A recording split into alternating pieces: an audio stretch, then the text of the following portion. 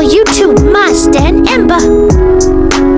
Alasan kenapa Abu Lahab diringankan siksaannya setiap hari Senin. Hampir seluruh umat Islam mengenal nama Abu Lahab. Nama aslinya adalah Abdul Yusa bin Abdul Muthalib. Disapa dengan Abu Lahab karena mukanya yang kemerahan seperti bekas terbakar. Dia adalah kakak seayah dari ayah Nabi Muhammad SAW, Abdullah bin Abdul Muthalib, atau paman Nabi Muhammad. Membandingkan Abu Lahab dengan paman Nabi lainnya, Abi Talib bagaikan bumi dan langit. Abi Talib begitu melindungi Nabi. Sebaliknya, Abu Lahab sangat memusuhi Nabi. Saking liciknya, jejak kejahatan Abu Lahab sampai diabadikan dalam Al-Quran, yakni surah Al-Lahab atau api yang bergejolak berkobar. Meski pada masa kenabian, Abu Lahab menjadi salah satu musuh utama. Ternyata pada satu ketika, Abu Lahab adalah orang yang pernah begitu bergembira dengan kelahiran Nabi Muhammad SAW Maulid Nabi. Suatu hari, tepatnya pada hari Senin, Suwaibah datang kepada tuannya Abu Lahab seraya memberikan kabar tentang kelahiran bayi mungil bernama Muhammad, keponakannya yang baru lahir. Abu Lahab pun bersuka cita. Ia melompat-lompat gembira seraya meneriakkan kata-kata pujian atas kelahiran Nabi Muhammad SAW tersebut sepanjang jalan. Sebagai bentuk luapan kegembiraan, ia segera mengundang tetangga-tetangga dan para kerabat dekatnya untuk merayakan kelahiran keponakan tercintanya yang merupakan bayi laki-laki nan sempurna. Tak hanya itu, saking bergembiranya, Abu Lahab juga memerdekakan Suwaibah, budak yang memberitahukan kabar gembira itu. Deklarasi kemerdekaan Suwaibah itu diucapkannya di depan orang banyak. Saat itu juga, sayangnya, kebanggaan Abu Lahab menjadi paman Muhammad SAW itu tak berlanjut. Saat Nabi Muhammad diangkat menjadi Rasul, ia ingkar dan bahkan menjadi musuh nomor satu. Berbagai aksi jahat dia lakukan demi menggagalkan dakwah Nabi Muhammad. Dan dia menjadi rintangan yang berat karena masih terhitung keluarga dengan hubungan darah paling dekat.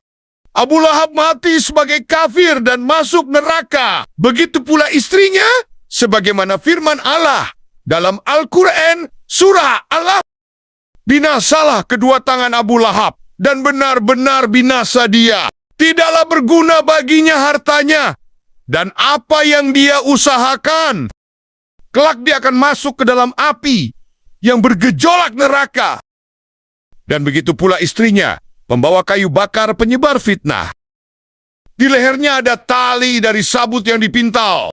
Meski ingkar-ingkar terhadap risalah kenabian, namun karena kegembiraannya menyambut kelahiran keponakannya dan bahkan memerdekakan budak, Abu Lahab mendapatkan keringanan siksa kubur, yakni pada setiap hari Senin.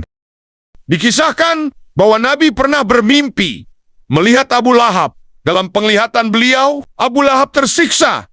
Namun, setiap hari Senin, Allah meringankan siksanya karena Abu Lahab bergembira dengan kelahiran Nabi Muhammad SAW.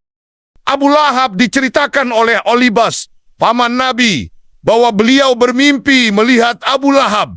Dikatakan, "Bagaimana keadaanmu?" Dia, Abu Lahab, berkata, "Saya seperti yang engkau lihat, tersiksa." Tapi setiap hari Senin, Allah meringankan siksanya kepadaku karena aku bergembira dengan kelahiran Nabi Muhammad. Jelas doktor lulusan Al-Azhar Kairo Mesir ini. Nabi Muhammad SAW sendiri menyampaikan rasa syukur atas hari kelahirannya, yakni dengan cara berpuasa pada setiap hari Senin. Dalam Sahih Muslim ditanya Nabi, "Kenapa Nabi berpuasa pada hari Senin?" Beliau menjawab, "Itulah di mana hari aku lahir."